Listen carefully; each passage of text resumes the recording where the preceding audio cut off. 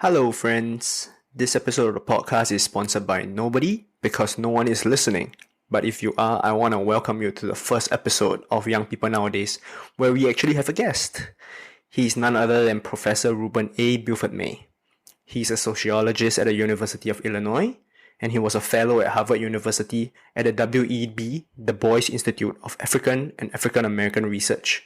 He was also a Dr. Martin Luther King visiting professor at MIT. We talked about the recent social injustices pertaining to Black Lives Matter in America, how he became known as the rapping professor, and also his relationship with NBA player Alex Caruso of the LA Lakers right now. I hope you enjoy the podcast, and let's jump right in.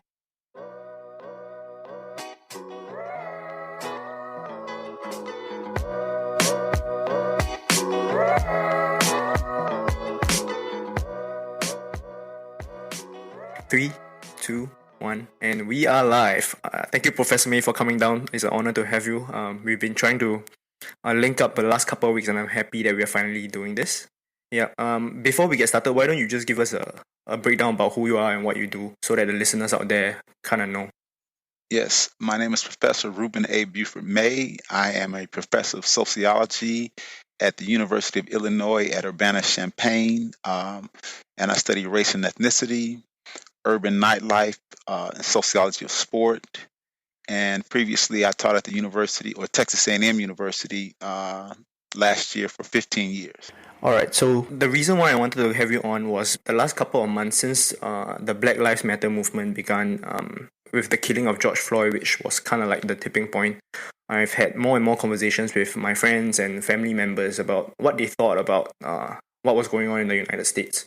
And I felt that the opinions that they were giving me might have been different if they had a better understanding about the racial inequality in the United States. And so I wanted to talk to somebody that had experience, and there was in my social circle there was nobody better than you, because now you are African American man living in America, and B, you have actually studied this for the better part of 25 years. Yeah. So yeah, if you could you give us like a I wouldn't say brief, but the best way to summarize what got America here today in terms of racial inequality. Yeah, so I think for most people, the starting point for what is described as institutional racism goes back to slavery, 1619, when blacks were first brought to this country, or Africans were brought to this country. And what people need to understand is that the system of slavery was a labor system focused on,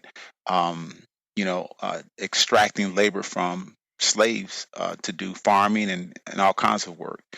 And so that system was, ended formally in 1865. And since that time, there have been structures put in place that continue to impact African Americans over time. So we're not talking about the kind of individual prejudices that we see. We're talking about systems that work together to create inequality and disparity in treatment. And so that's the backdrop for all the things that we're seeing currently with respect to police. Police is only the police aggression toward unarmed black men in particular is the driving point, but that is just the tip of the iceberg with respect to the kinds of discrimination we're talking about when we say institutional discrimination or racism. Mm-hmm. And so that's really the basis for it. It's a striking comparison when you look at the disparity between African Americans and whites in America, and some of the challenges that they have. And then not only are there these challenges, but there's a presumption of threat, in particular with African Americans, and so that creates an almost readiness to respond with aggression and violence. And then furthermore, that the thinking of them as human in a true sense is in some ways relaxed, and so people they don't tend to think of it or value the life of Black people in the same way. And so that's part of the challenge that's being addressed with all these protests and these things that are going on. I Why mean, do you? literally. Yeah, sorry to cut you off, but why do you think there is y- this perceived threat in the eyes of the general public when they see an African American man? Yeah. So part of that the threat comes with the historical alignment that people created as a threat. So you enslave a people for uh, hundreds of years, and then you release them, and you are then responsible for navigating the world in this new context. And so some of the things you do is to create imagery of Black men in particular as violent, hyper aggressive, and those historical kind of creations or stereotypes were built upon and continue to be reinforced with, the way that people characterize rap music, gangs. Those kinds of things are tied to the broader population.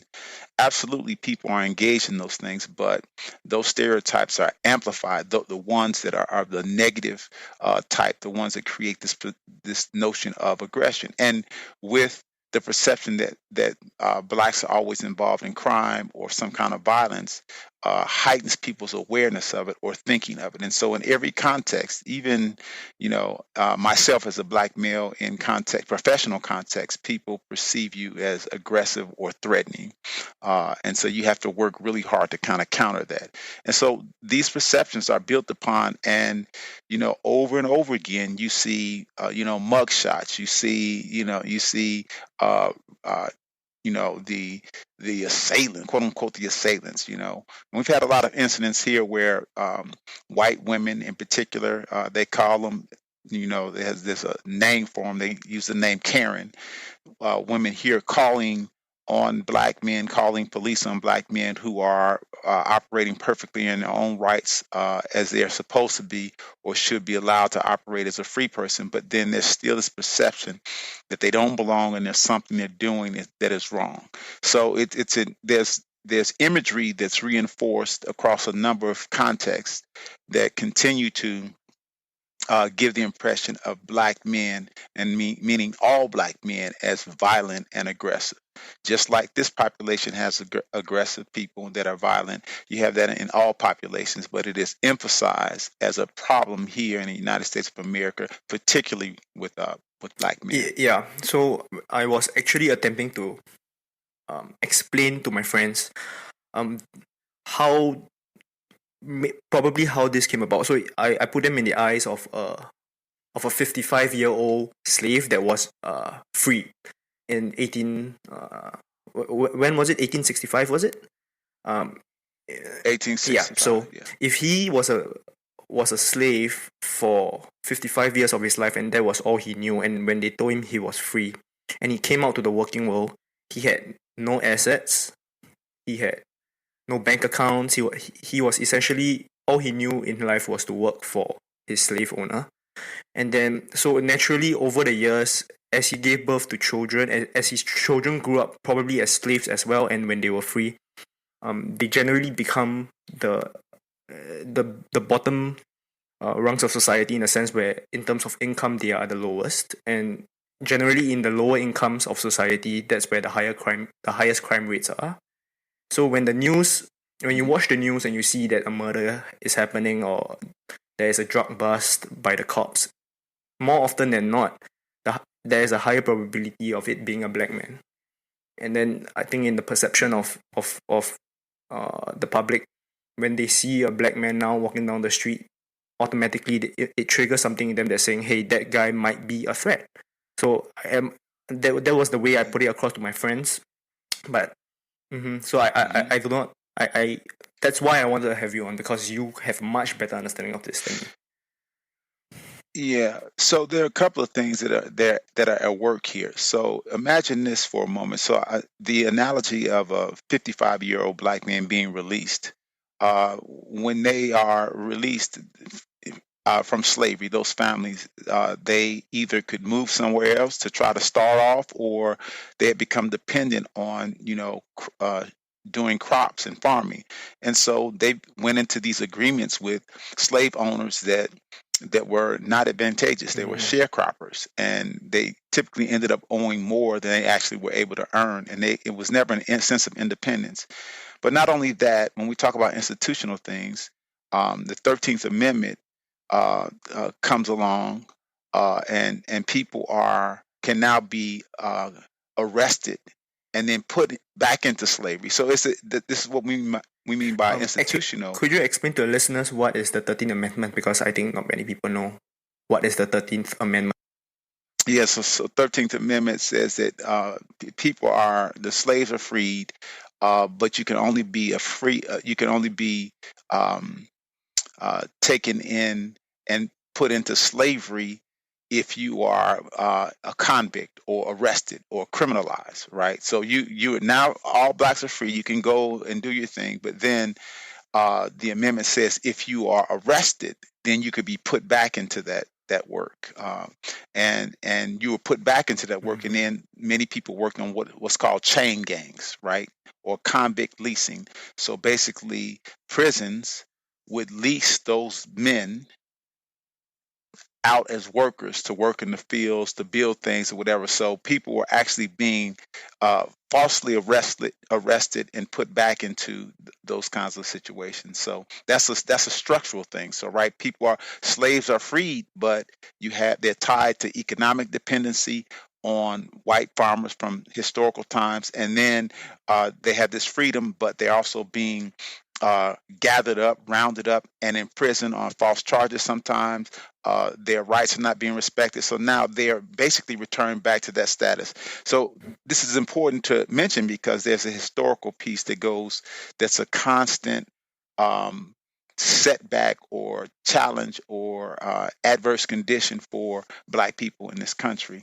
But I was going to get to the point when you were talking about lower income communities.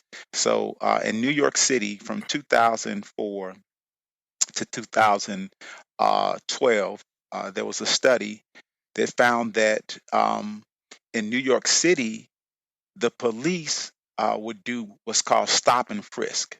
So, say you're walking along a street in your country, the police could legally stop you and then ask you questions. And if they were concerned and thought you had a weapon, they could then frisk you, right? So it's called stop and frisk. And what the study showed was that white men were stopped maybe 250 times per thousand population. Hispanic men were stopped 375 times per thousand population, and black men were stopped nearly 1,000 times per thousand population. Now imagine this for a moment. If you're a black person and you're getting stopped, the likelihood of someone discovering something that you're doing wrong is increased. If you use that same stop and frisk tactic in other populations, it is very likely you would discover things that they were doing. So not only is it the challenges in lower income communities that are real, that people live in crime and but the policing of all people, particularly black people in this context, heightens the vulnerability of black people to being in confrontation with police or engaged with police because police are targeting them to kind of evaluate whether they're being criminal or not. So you have the lower income communities create where these conditions exist, but then you have police who are over policing or mass policing and then sending those folks to jail. Why do you think such policies are put forward in the first place? Is it because the policies makers innately have this view that they want to see blacks as a threat and trying to weed the bad ones out? Or do you think it's because the police officers themselves, if you were to give them the free room to frisk anyone they want, they would psychologically frisk a black man more over than a white man, for example? Yeah. So this is I think this is part of the point about the institutional racism that some police officers may have prejudice and may operate with the stereotypes that they are that blacks are more criminal than any other groups, that they do drugs, they are in gangs and violence more than any other groups. They may operate like that, but the institutional part is that um, that police departments, right, are as policies are focused on those populations. So that's very different than you saying, hey, that guy, he's black, he might have a weapon, I need to check him. Whereas where you're getting instructions from your leadership that say, listen, we're going to target on problem, quote unquote, problem areas. And those areas are where black people are. And so then you heighten everything, the attention is there, right? And so I think that it's a combination of both of those things Mm-hmm. that create this particular dynamic where black men in particular, but also women are suffering under this kind of oppression Yeah. in that context. Because I would imagine actually the policy itself, if used correctly, is not necessarily a bad thing. The frisking policy, right? But the fact that you frisk, there's a type of discrepancy when you frisk more black people than white people. That's where the situation and the problem arises. Right. I think the other point too was that the stop and frisk policy may be a good policy. I think in very particular context, but the reality was that they were stopping and frisking people, and 80% of the people, like 70 to 80% of the people weren't doing anything wrong. So it was literally people stopping people who aren't doing anything. So there's no evidence that people have been able to identify that does in fact reduce crime. Right. So this policy itself may be useful in some contexts, but it doesn't necessarily mean that it reduces crime. Does that bring up the point that maybe the police kind of have too much power, because now they can literally stop anybody and frisk anybody without you having the right to say no? Yeah. Yeah. So that's part of the problem, but it's the disparity in treatment. You see, that's the thing that's the problem. It's not necessarily that the tools are bad, but that there's a disparity in treatment. I think more Americans, and not just Black Americans. Black Americans are the ones who exemplify, who bring out the or make us aware through their experiences of the problems with policing. Right. I think many Americans, and you see all kinds of people marching in the streets in different places, because they recognize that policing itself, the way that police approach dealing with citizens, is problematic, right? So the force that they're using is problematic, and so I think Black people's experiences exemplify George Floyd. We see a picture of him as he is breathing his last breath, and so that exemplifies the use of force. A policeman on any citizen would be problematic, right? But we see here, and it's in the instances of unarmed people that it manifests as clearly as clear as day that, hey, this is not the best strategy for policing people. Mm-hmm. The George Floyd one was particularly exemplary in the fact that nobody could deny that him being kneeled on for 8 minutes and 46 seconds was justified, because in certain other issues, some other videos where you see police brutality, you could say, hey, the policeman was maybe trying to protect himself in self-defense, or we do not know the background of the issue that was happening. But in the George Floyd case, it was pretty clear cut. He was posing no threat. He wasn't moving.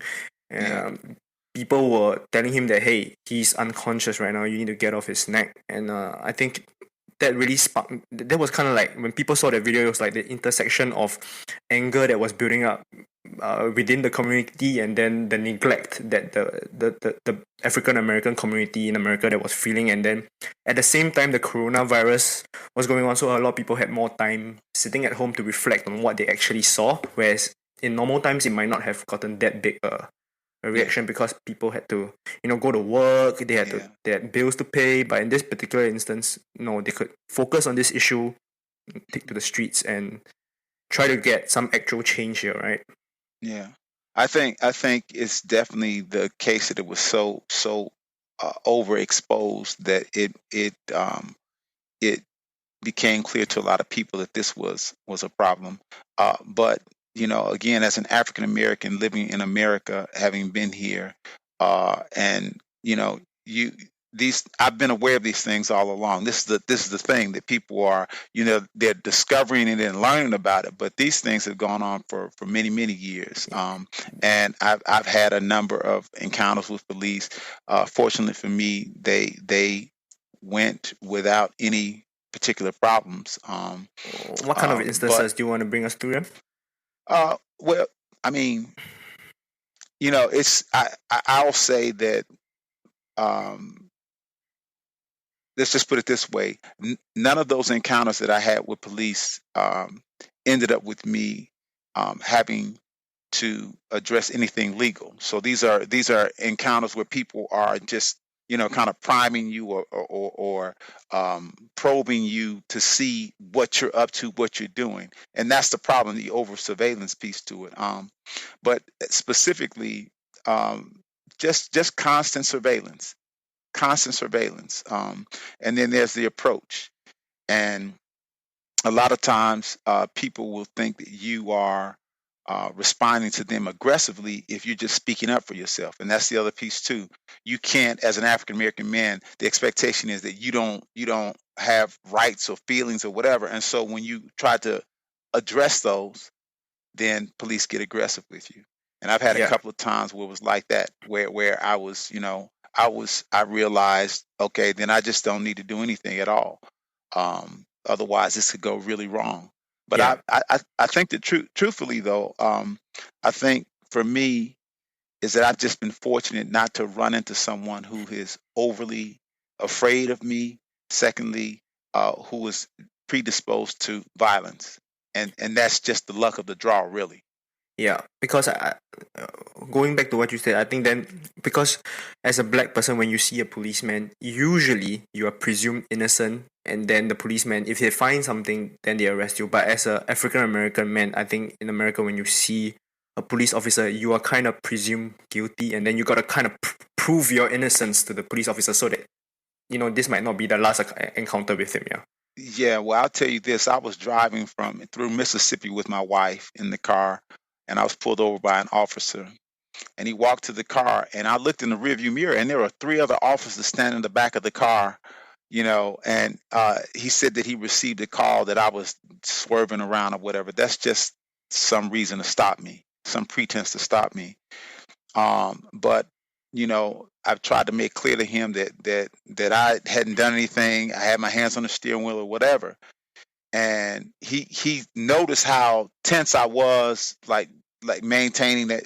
And he says, are you scared, or are you scared? I said, yes. And he said, I'm scared too, because he had his hand on his arm, his sidearm, and he had three cops at the back of the car for a traffic stop.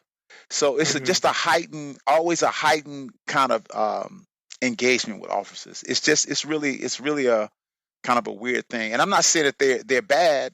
I'm not saying that people are doing anything hostile. I've been fortunate enough not to have that happen. That's all I'm saying. The scenarios in which people are engaged or encountered always set up the potential for something to go bad, really wrong at any point in time, especially if a person is predisposed to use that excessive force. And that's what people are really talking about.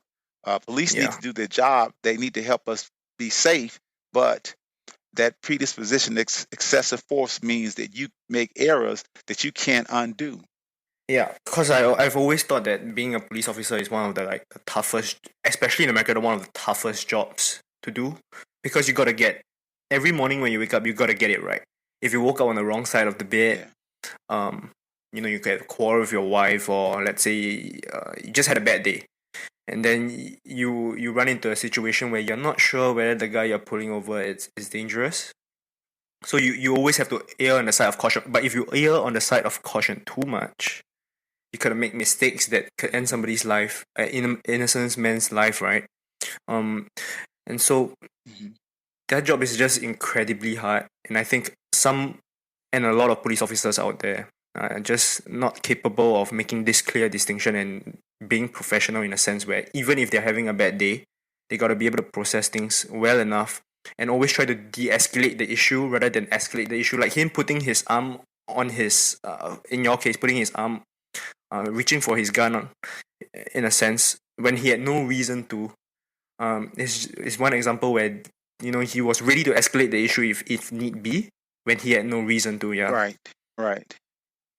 But that's part of that too, is the remember, if you go back to what I said about the presumption and then the Yes. stereotypes of black men being aggressive and a threat, there's automatically this presumption that I could be dangerous, and which means you approach me totally different than you would if you thought, oh, this guy just he was speeding, or that was a fake call, or he was swerve, whatever it was. You don't just assume that. Once you have my identity programmed, whether you are intentionally doing this or not, you're coming to me with this predisposition for this could be a dangerous Yeah. situation. What are your thoughts on them? Like people saying that they should defund the police.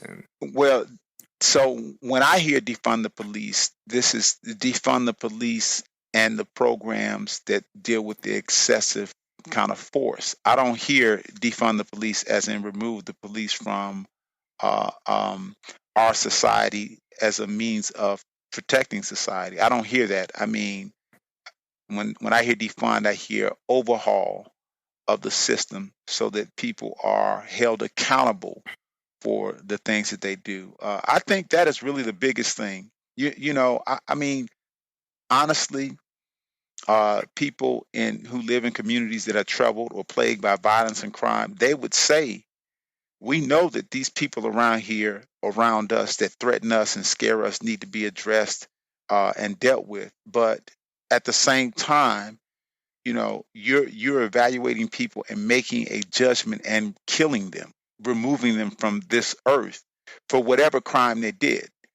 Even if it's a violent crime, they need to at least be able to get an opportunity to have what's called due process and be able to defend themselves in a court of law. But you don't get that if you're dead.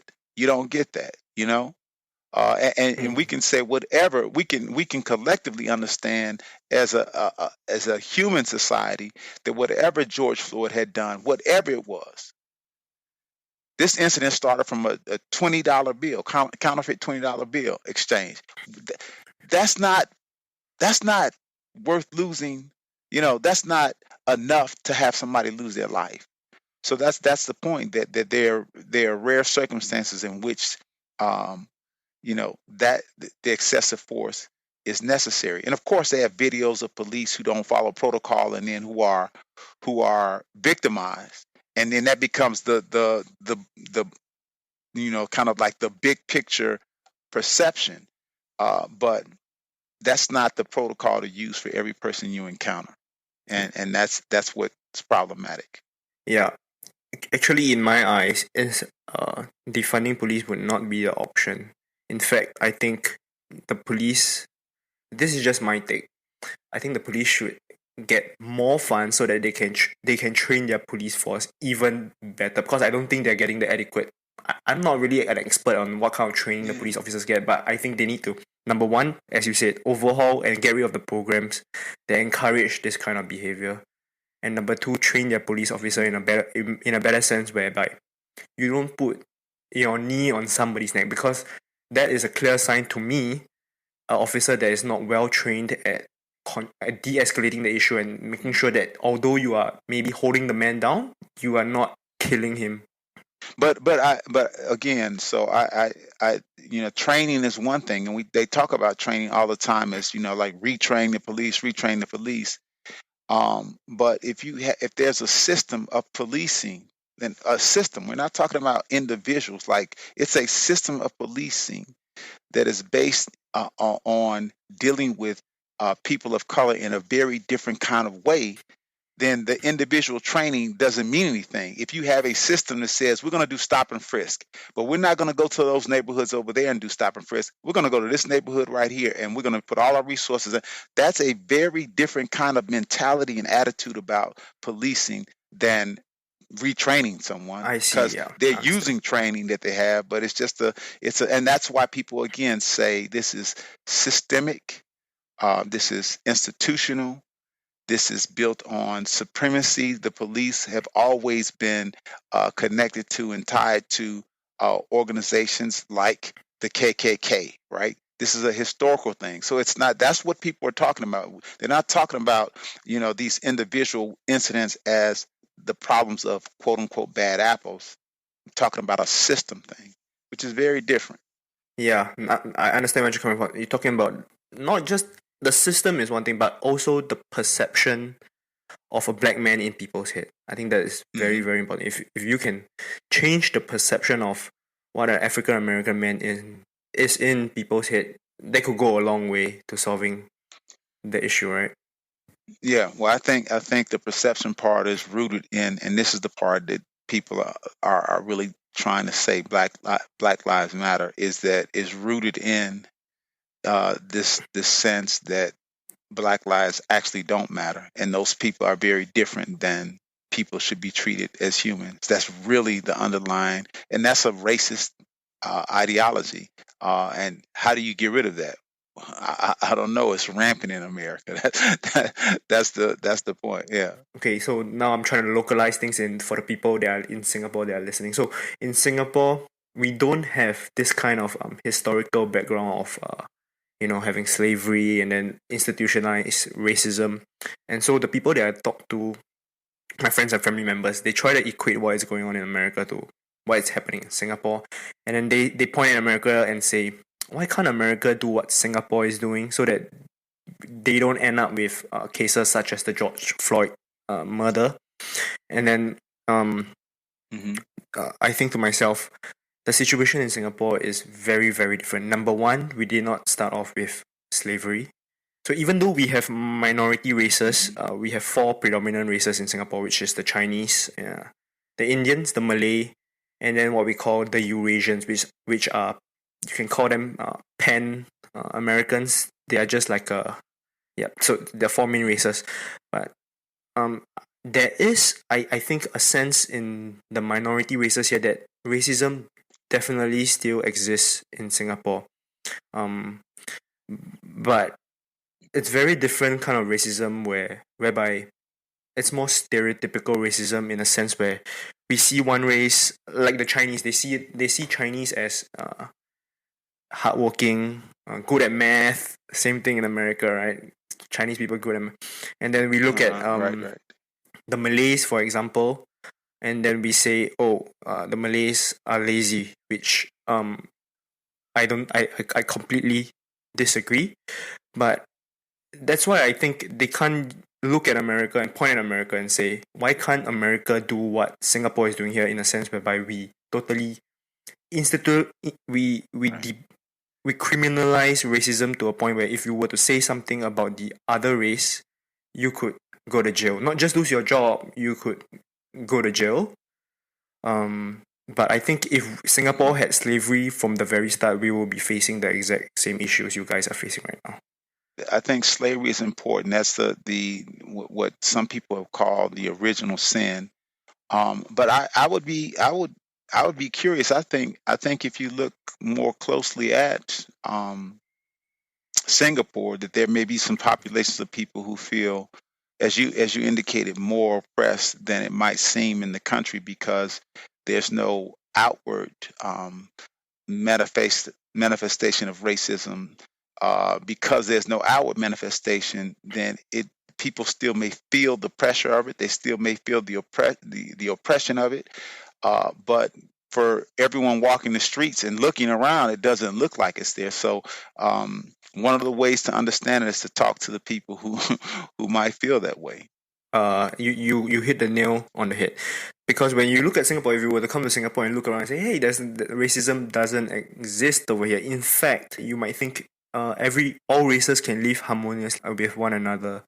The government has put a specific focus in making sure that they try to weed out systemic racism in a sense whereby it might not be the most I would say the best thing to do, but for example, if you were to go to a school in Singapore, there will be a quota on the number of minorities that are allowed in that school. So you are forced to interact with people that are not your race. Whereas in America, you have for example HBCUs where it's almost all black or all white universities, whereby you could go 18, 19 years of your life without ever interacting with a person from another race. Where in Singapore, they kind of force you to do that, so that these stereotypes, hopefully, as the generations pass, die out.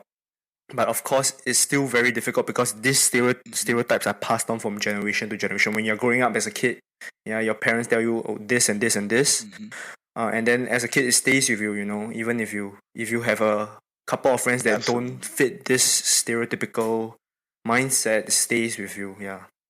Yeah, so no, I think that's a similar kind of challenge is that, just of course, perception and mindsets are important to change, but it also just kind of sort of depends on the culture of your country and the way that you perceive different kinds of groups. It also matters when they immigrated. It also matters when, the relationship they have when they came to that country. So all of those things impact, kind of how the country responds to people. It's wonderful that there's an attempt to make sure that people engage one another and interact with one another in Singapore. But like you said, that doesn't necessarily answer what. Just put it this way: what difference does it make if the children are interacting together if they still share the views that their parents had, which is consistently what happens because you live with your parents, right? That's how you come to learn how to live your life. So you can't always shake it just by doing the integration, and that's some things that people have learned in America, that even when given the opportunity for people to be able to move in those spaces, then there's still ways that people segregate with one another. So that's a the challenge. And even though you have that option or that opportunity to kind of develop those relationships that way. Yeah, yeah. That's a This is a problem that trying to solve for many years. But okay, let's kind of pivot to another Yeah. topic. Let's talk a little bit more about you. I know you are a big advocate about not underestimating the power of your inspiration, which you gave a TED talk in Texas A&M a couple of years back. Why is this the case? Was it because you underestimated the power of your inspiration previously, or? Yeah. So the talk is really focused on how people over your life can have an impact on you in very small ways, but it's magnified when you grasp onto it, and that inspiration becomes something that helps drive you and helps you to inspire other people. And what I discovered was that, as a professor, you're teaching students, and you know that your students are learning from you, and you're giving them content. But what you also discover is that there are little small things that you're doing that people lock onto forever. A sentence, a phrase, one little thing becomes a memory that helps to drive them to do things. And so it's in this way that this very small kind of thing is having an impact and being inspirational. And that's why I say never underestimate that, because um, you should you should be putting forth an effort to help people, or recognize that the little things you do can help people. And so you should be positive in those engagements that you have with other people so that they might be inspired. Yeah, I was before I started talking to you, I was watching the Chadwick Boseman's commencement speech he gave at Harvard University a couple years back before his tragic passing Hmm. last week, and that speech was one of the few speeches I could say that I was really inspired. He can't, even though he was not speaking at my university, I could feel that he was speaking to me directly, because he not just gave uh, students advice about how to progress in their career after leaving the university. He kind of gave people the idea that life he gave people life lessons, and he was speaking to every single person there as if he was sitting right in front of me, and it was really inspirational. But the funny thing is that we only really kind of appreciate this type of inspiring people when they're gone. Yeah, so that was something that really hit me. um and then you dig deeper, and then at that point in time in that speech, Yeah, he already had colon cancer, but yeah. you couldn't tell. He was still I pushing will on. say Yeah. this too, that sometimes, people, they are inspirational to us because they speak to us at a time that we need to hear, right? And you never know, so it could have Mm-hmm. been one thing that Bozeman said that a young person locks onto, and that becomes the kind of the theme for their life. And so it's really a very powerful thing to be inspirational to people. And I think one of the greatest things you can do as another human is to share with other people when they've been able to help you be, or when they've inspired you, because like you said, we don't want to wait for a person to be gone for them to understand the magnitude of their impact. And sometimes we don't know until much later about that impact as well. Yeah. So before that, let me let you know that you have inspired me. The fact that, okay, so if for people that are listening, he's not Professor Reuben May is not just a professor, but he also raps, right? And Yeah. one of the first experiences I had was I was taking your class, and then I was walking into lesson. I think it was a 9 a.m. lesson. It was the sociology of sport. And then I was walking into class, and then I could see at the corner of my eye somebody standing on one of the chairs leading up to the class, and somebody was screaming at the top of his voice with nobody around. And it was 9 a.m. I was tired. I was listening to my own music, and then I took my earpiece out, and then I try to make up that face. I try to figure out who is this guy that's rapping at the corner of the street at 8:30 in the morning, and then I realized it was you. Yeah. So one of the things is that kind of started from a student finding out that I rapped, and they wanted me to perform, but I couldn't perform because I didn't know my lyrics or anything. And so she actually encouraged me to learn my lyrics. And this is part of the talk, never underestimate the power of your inspiration, because it was her one request uh, to learn my lyrics that just opened up a whole world for me. And so I've always kind of rapped since, I grew up in the 80s, and that's when hip hop was really getting started. And so I always kind of did that, but never thought about it as a public thing. And so I began doing it publicly to build my own confidence. And what I discovered is just one of the most exhilarating ways for me to kind of loosen up and unwind and think about a different perspective of the world. So it's very therapeutic. But people wouldn't think that about rap because it's always associated with, crime and violence and drugs and, consumption and these kinds of things. But it's just a way for me to articulate my life stories. And I discovered that other people are also interested in that. So that has, allowed me to kind of have a little fan base and to, share my music with them. And so it's been a wonderful thing for me. Do you still rap But when yeah, now that you have changed campus? universities. Have you found a new spot where you like to rap right now? Yes, yes, and I've already had an encounter with police as well. So this is and it was two of them that came up to me, and they, one had his hand on it. Like it's just really, But anyway, yes, I found a new corner, and I remember, he walked up to me and he said, "Is everything okay?" And I said, "Yes, sir. I'm of sound mind." And then he changed his demeanor a little bit, and then he says, "Is there anything we can do for you?" And I said, "Yes. You can tell your colleagues that I will be on the corner a lot, so they don't have come. They don't have to come talk to me. I don't need to have increased, police interaction or whatever." And they were pretty cool about it. And then they introduced themselves, and then they left. Um, but yes, I found a corner, and I found some fans. So this, has been a great thing for me. Yeah, yeah. So absolutely, I've got a new spot. That's fantastic to hear. Do they still drive by and honk at you when people see you? Or? Yeah, they honk, they yell, and then of course it's not always pleasant. A lot of people just pick up on the energy. They see me really excited to do what I'm doing, and I'm smiling, and I'm having a good time, and they enjoy that. But then you also have hostile people. I was blown away when there was probably about a 70-year-old woman in a pickup truck, and she looked out the window. She said, F you.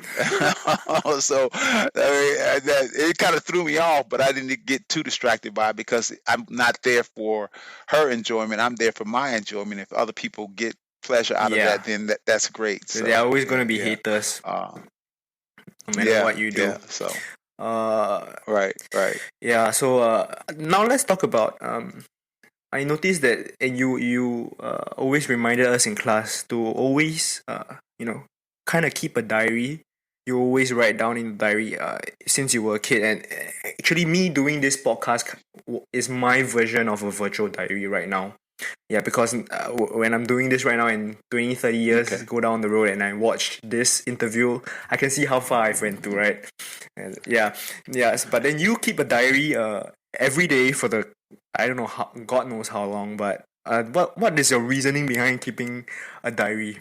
It was as a man, I like to call it a journal. People call it diary. I think about a diary as like a A girl's little keep girl's little book. like but no, a journal is like a journal is like documenting, like, like your life. But it actually started when I had a teacher when I was 11 years old. She told me that I want you just to write in a journal, just write down your thoughts no matter what.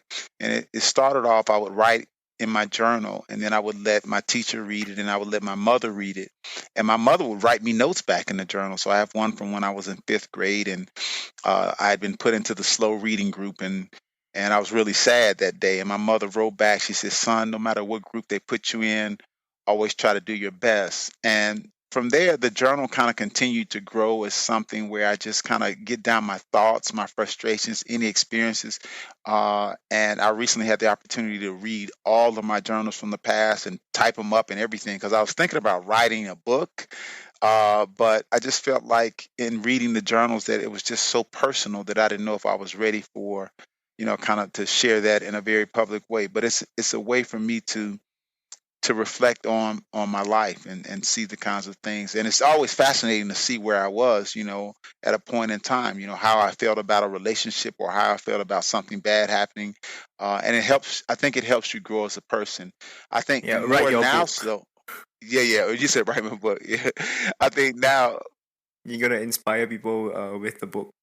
Yeah, I think now the music has been a space where I kind of do it more than writing itself. So the lyrics of the songs talk about the places I've been to, the challenges I've had, and there are a lot of songs that are not released because because they're very, kind of very strongly worded songs about my experience that, so I think, maybe I might even do a lyrics book one day. Who knows?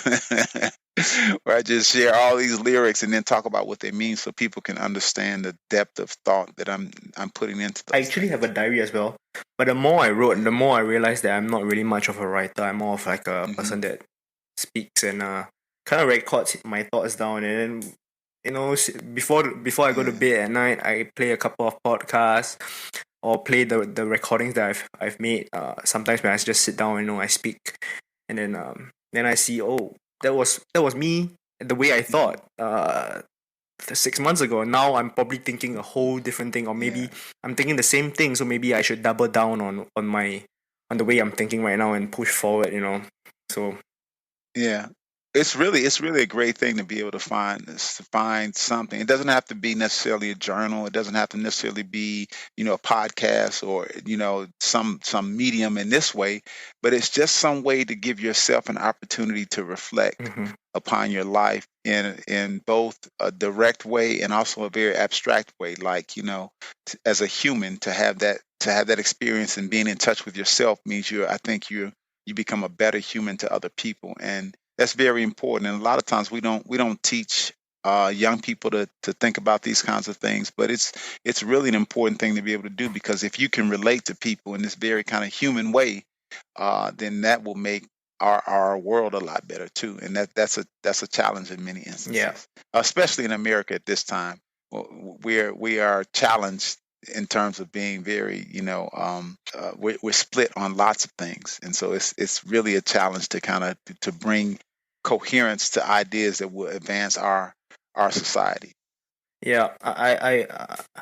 I kind of think you said divided on a lot of things. I kind of don't, although I don't live in America, I wouldn't Hmm. say majority of the people are divided.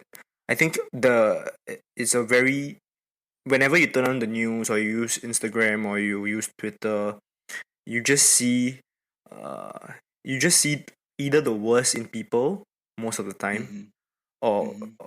or you see the best in people, right? And then a lot of these people are making the most amount of noise, where actually most people actually agree on the same common stuff. They want to have feel safe. They want to have kids that Hmm. have a good education. At the end of the day, you want to have the kids to be safe as well, and also you want to have equal opportunity for all. I think that is something that everybody can, no matter what your political views are, that's something that everybody can agree on. But the path to reach Yeah. that goal might be, that's where people start to disagree. I think people keep Yeah. focusing on the differences rather than the things that they want that are the same. And I think if Hmm. people were to focus Yeah. more on the things, on the things that they actually agree on, I think the world would be a much better place, because it's the same thing in Singapore. We just had our general election, which is voting in America. Maybe the same thing is voting in your senators and your governors and mayors, and it was a pretty divided conversation. But if you were to walk the grounds and you were to talk to your family members, you realize that actually most people are on the same page. It's just they kind of nitpick at the small little differences that they have, and they try to blow it up as though one person is far left and one person is far right. At the end of the day, I think everybody is pretty much on the same page. Yeah, I think in America, I would just say that in America that you may be right about people sharing a lot of collective views together, but there are also populations of people who are now feeling like we're in a struggle for the future of America and what it looks like, and that's when you get into the part the tensions about white supremacy because if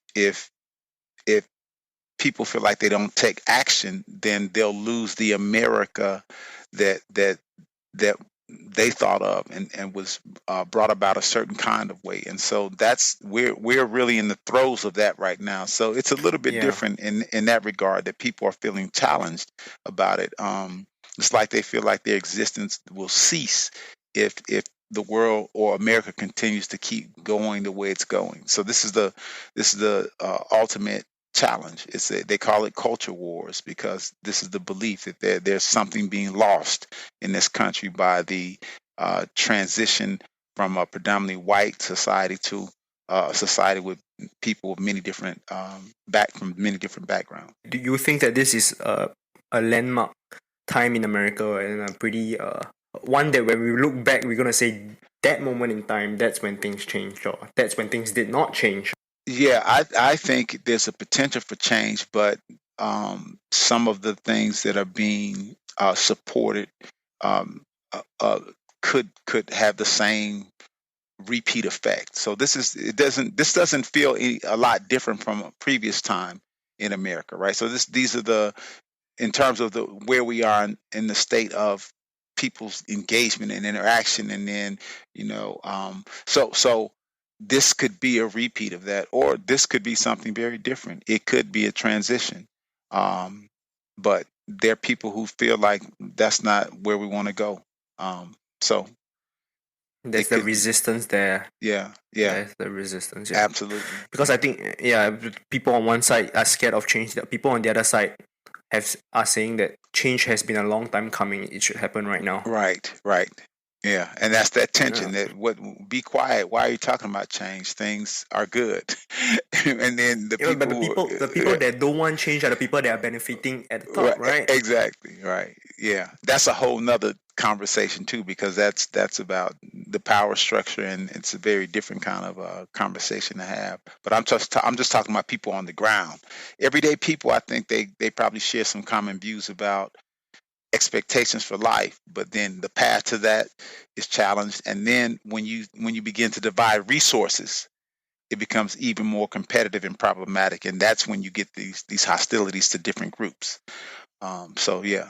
But I think that's the beauty of America, that you guys can actually have that conversation on how you want to reach that angle, whereas many countries they don't get a say, right? They can't Right. have these conversations, and if all things are going well for those countries, then people are going to point at those countries and say that's the way it should be done. But if all things are Right. going bad, and then they're going to point at those countries and say, see, America is great because we have this system in place. Exactly. And I Exactly. think Right. this is just one of Right. those trying times where you guys just got to work things out, Yeah. hopefully sooner rather than later, and then you guys can come back. I think this is one of the darkest times that in my short time that I've seen America. This is the most vulnerable America has looked in Yeah. in a long time. Yeah, in the eyes of Yeah. a Singaporean boy sitting halfway across the Yeah. world. Yeah. Right. Right. Right. Right. Well, I think some of us also think that it's a challenging time too, and that this is more challenging in the way that people are accepting certain ideas as mainstream kind of galvanizing ideas, and so it's a little bit more scarier to some people in this regard. Certainly about the way we deal with power and the way that we think of our democracy. Yeah. There's more challenge. Yeah. Yeah. I saw on Instagram actually, now to just pivot to something that I love, and that is sports. If you didn't know, I went to Texas A&M basically because I'm studying in Singapore in a university right now, but my university, or rather all the universities in Singapore, are not big on sports. So as a sports kind of guy, I picked a university in the US that's big on sports, which was Texas A&M, and then and then it was near to a lot of the cities that had NBA teams, NFL teams, and Right. then Right.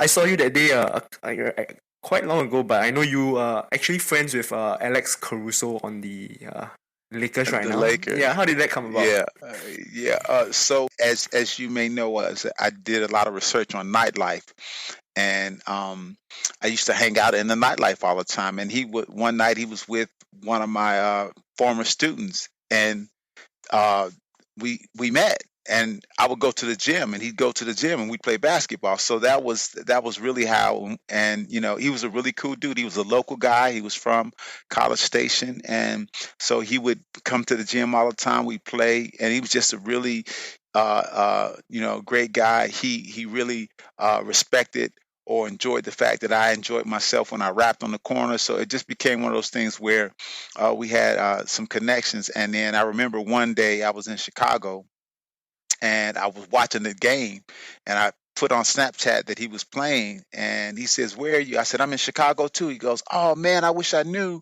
Then I would have given you tickets to the game." And I was like, "Oh wow." And so randomly, my wife and I, we went to New York, and we were in New York, and I saw that they were going to play the Brooklyn Nets. And I Snapchatted to him. He says, "I got 2 tickets for you right here." And so we went to the game there, and we ended up hanging out for a little bit afterwards. So it was really a great thing to be in another city and another place, and and Texas A&M was good for those kinds of connections, and kind of meeting those people. And it was really a great time for me over the 15 years I spent there. Yeah, and he's the kind of guy that you can see he gives people inspiration because he went undrafted, right? The odds were kind of stacked against him, and right now he's making pretty big gains in the NBA. I think people are starting to recognize that Yeah. he's more than he's an actual role player that can actually contribute to your team, right? Right. Right. Do you still keep in contact with him? Yeah, from time to time, yeah. And of course, I followed him on Instagram. We didn't have a big following, but now he's got a bunch of followers now. So but I can Blown still up. directly contact him. Yeah, yeah, Yeah, yeah, blown up. Yep. yeah. I think this would be a good time for us to put end to this podcast, this episode. But once again I want to thank you, Professor May, for taking time out of your busy schedule to come on and drop some uh educate the people listening and myself about what is going on in America and give us your take of what you see and what we hopefully can move forward as a society, and hopefully at the same time the coronavirus goes away. Yeah. I'm looking forward to that, and I'm trying to remain hopeful. And I want to wish you the best of luck, and thank you so much for having me, sir. Yeah, thank you, Professor May.